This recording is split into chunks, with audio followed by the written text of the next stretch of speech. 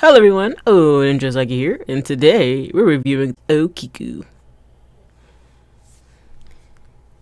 So, I'm doing a little bit of a different video this time where I'm going to do a voiceover because it was just too loud to do any audio that day. So here we're just looking at the box. This is actually an interesting line that I need to look a little bit more into. This is an Ichibansho O-Kiku figurine. And it's a bit difficult to understand, as you can see here on the top, if Bandai owns them or if Banpesto owns them.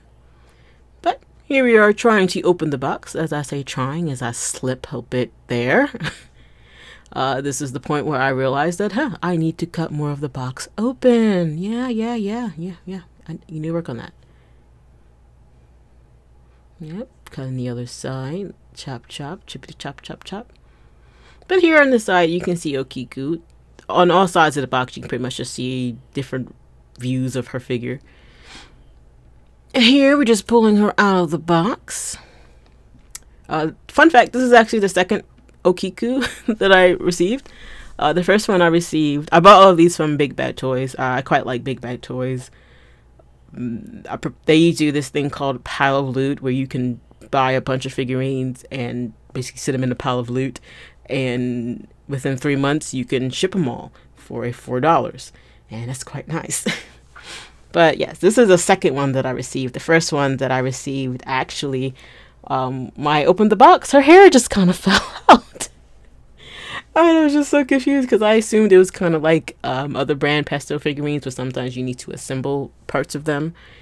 But no, that was not supposed to happen. As I kind of sat there. I didn't get it on video because I was impatient and I just wanted to open it.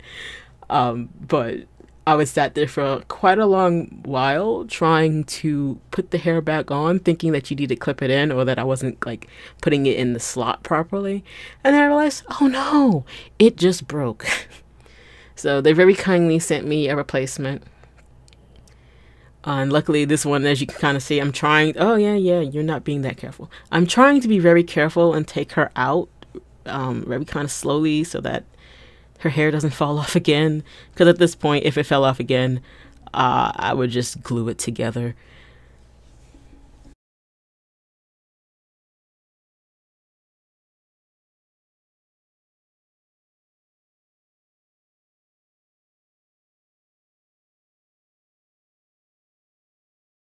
So here, just opening up. Here she comes with a stand and her sword. And that's why I kind of wonder if she's actually Banpesto, because Banpesto packages their figurines like this.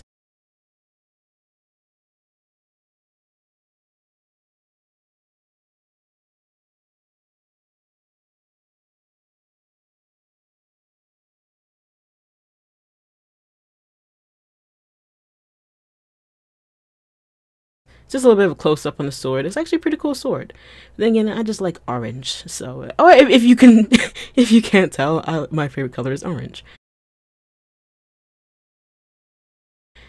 So here I am. If I can, get in the screen. Oh, there we are. Look at that. Look at us doing things. Yeah, I'm trying to very carefully take the plastic off so that she doesn't break.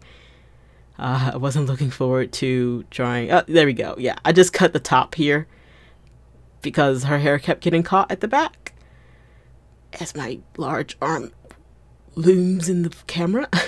And here she is. Now, here's a close-up on her face. This is just a really, really pretty figurine. I'm a sucker for all of the Wano country art clothing. So I've been purchasing figurines that are just from this arc because I love them so much. This is such a pretty, pretty figurine. And I love this thing where her hair is just blowing in the wind. That scene where after she meets Zoro and Luffy and Tama gets taken and she ties up her hair ready to fight. And here I'm just taking out the stand. This is a basic clear stand. It's not the greatest stand. I need to really work on seeing if I can just make my own stands for some of my figurines, because some of these are not great. O-Kiku stands at about 9, I want to say she's 9 or 10 inches tall. And it's actually kind of funny because I think in the manga, the anime and manga, she's about 9 or 10 feet tall or something. I have to look that up and I'll maybe figure that later, but whatever. It's just overall, it's a really cool looking figurine. But here we have her sword. It's really nice. Let me flip it over here. There we go. Oh, God. One day. One day I will get to an unboxing or figure review without dropping something. But yeah, it's a nice figurine. I love the colors because, again, orange is my favorite color, and I love green. So yeah. So like I said, it's kind of, you can see there, it's not focusing well, but it's hollow on the inside, which doesn't work well when you have such a large figurine. And especially sometimes, you know, with these figurines, they have, you know, minor defects. And sometimes they just don't sit well in their bases. And here's me trying to get her in the base.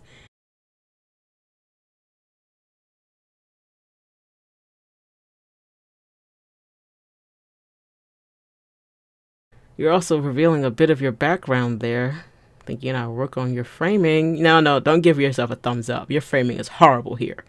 But anyway, yeah, we got her into the base. She's not completely stable in the base, which is something I find just funny because the first one that I received, she sat in the base, I should say, pretty well. But this one doesn't sit nearly as well, but also not horribly.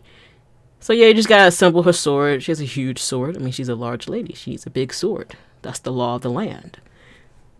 But yeah, this is a really, really nice figurine. As you can kind of see a little bit there, she's a little tilted. And I'm not sure if that's how she's supposed to be, or I think that's how she's supposed to be because of the way she's standing. But yeah, again, this is a really, really nice figure. I think those are marigolds on her. I like the marigold patterns on her kimono. It's really, really pretty. And she's a cool character. Well, with that, this has been Orange Rosaki, and till next time. Bye, guys.